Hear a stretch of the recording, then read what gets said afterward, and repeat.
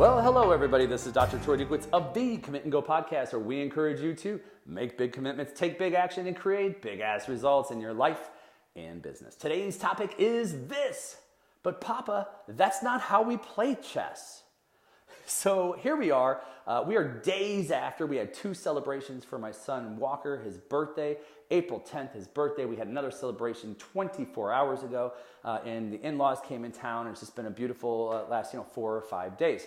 And on Friday of last week, as Wyatt was getting ready for school, he got up early, and he's sitting up, and Papa is up, and I'm up getting things ready for him for school, and Leah's getting ready for work or for the day as well. As she's coming out, we're going to get his lunch ready. We're going to take him to school. It's going to be a great day.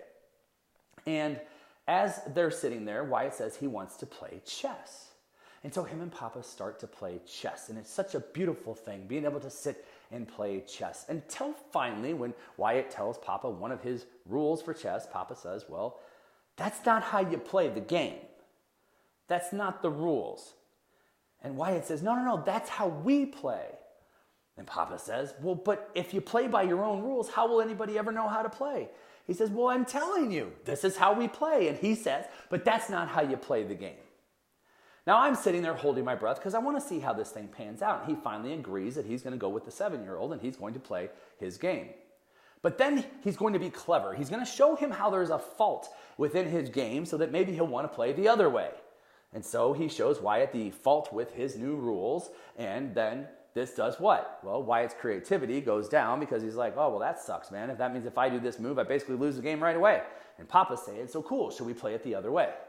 Should we go ahead and play by the rules? Now, look, I understand some of you are listening right now and you're going, well, it is chess. And if he's 7 years old, he should be getting himself primed for the world championships. But that's not what he's playing for. He and Watson, like weeks ago, wanted to play chess. They saw it on a cartoon and they wanted to play chess. So I pulled the chessboard out. I started to explain to them how to play chess. And I give them some of the rules to the game. And they start to play. And the beauty of watching them play is that they started to come up with their own rules. I'm down with that. I'm cool with that. Because the world is filled with enough people who are blindly following the rules of what everybody tells them to do. And since my boys are not in the chess world championships, I think it's pretty cool that they're being creative. In fact, when I played with Watson, he literally pulled out Uno cards, placed them on the board, and said, if you land on one of these, then you have to give up like 3 of your pieces. Totally badass. I'm like, this is a great rule. But what's happened is that I look at Papa, and I look at our babysitter who was over 2 weeks prior, and she said the same thing to Watson. Well, Watson, that's not the rules. He says, no, this is how we play, though. Now, I understand there are times in life where we have to follow the rules. Absolutely. But we do not, and I do not believe that we should be capping people with the rules. Like there's only one way to do something. Who says that you can't play chess the way that they're creating right now? Who says they don't come up with their own crazy chess game? And now people all over the world are playing. But you know what happens is we get so boxed in by the rules that we tell them they can't do it. You can't do it that way. It's not the rules.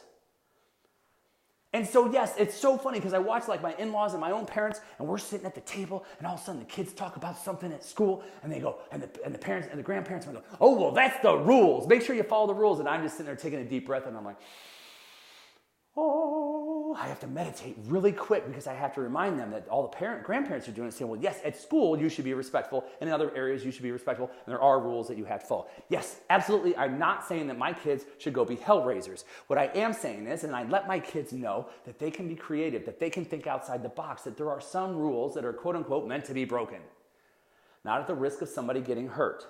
Like, let's face it, you do not want to piss off the lunch lady. The lunch lady is the one who is in control of the lunchroom. You do not want to break her rules, ever.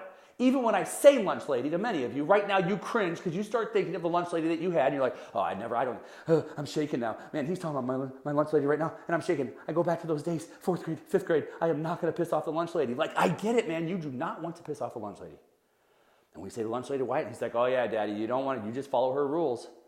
And I get it because she needs to keep an orderly environment so that everyone is safe, so that kids eat their food and they can get out of the lunchroom so the next round of kids can come. Yes, there are certain rules in life, ladies and gentlemen, that we should most definitely follow. But then there's the other side of the coin. Because you and I for years have been boxed in by rules. And what I love about my children is because they're in that age where we have to nurture the creativity. My kids get great marks at school. They're not getting in trouble all the time. And so I want to nurture their creativity, to think outside the box, to be willing to break some rules sometimes. And if that means coming up with your own game while we're sitting there playing, and it's within confines of the family where you're not going to be out there and like all your friends will be like, what the hell are you talking about? That's not chess. Here's what I know. My son would explain it and somebody is going to want to sit down and play it with them. And if they don't, that's okay. They just want to play chess a different way. And if he wants to learn the additional rules, we'll teach him the additional rules. Again, you might be sitting listening going, well, this is crazy, but let me tell you where this is going. You yourself stop doing things because of the rules. I did this in business when I first opened up my chiropractic office in 1999. This is what I did. I totally did this. I mean, I came in and I wore the nice pants and the nice shirt, and I had to look like a doctor because I'm a doctor now. People in the community are going to see me. I'm a doctor. And then all of a sudden Halloween rolled around, and Halloween, we went ahead and we dressed up every single day that week, just 3 months after we opened. And I'm like, okay, wait a minute, pause. I like this. And when I bought my Halloween costumes, I bought some PJs, like PJ bottoms. They got like stuff, like tricks are for kids and Fruit Loops and stuff like that. And I'm like, man, I'm going to start wearing these to the office because it's a family practice and I want like kids to feel welcome and comfortable.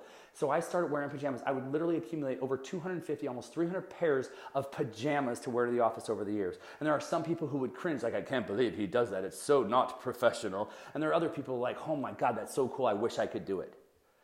See, I had to break the rules because traditional business was telling me I can't do that. If you're a doctor, you better act like a doctor, you better look like a doctor, and you better talk like a doctor.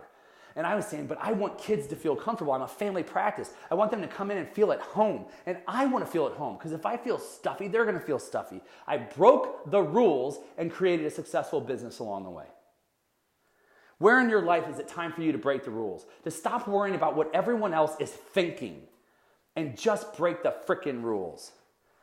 Even in your health, man, there are things that you want to do that you stop doing. Maybe it's time to start doing them again.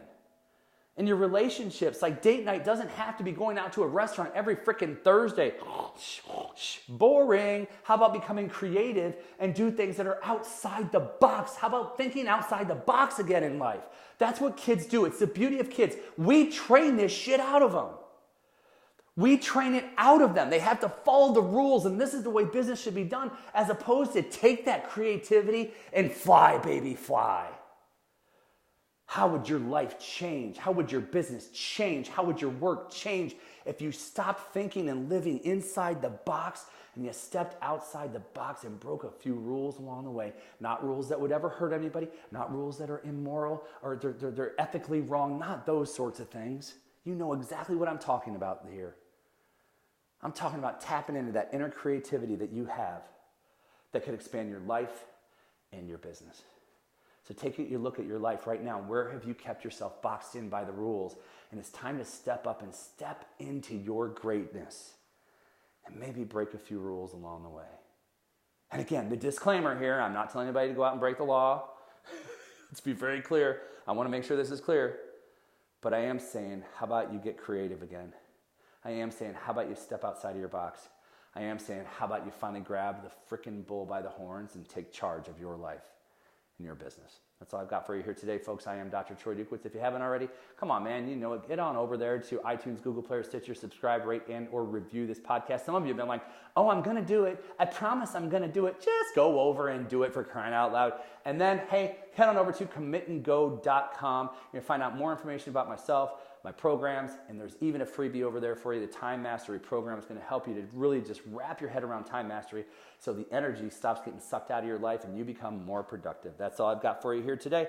I am Dr. Troy Duke. This has been the Commit and Go podcast, where we encourage you to make big commitments, take big action, and create big-ass results in your life and business. We'll hear you next time.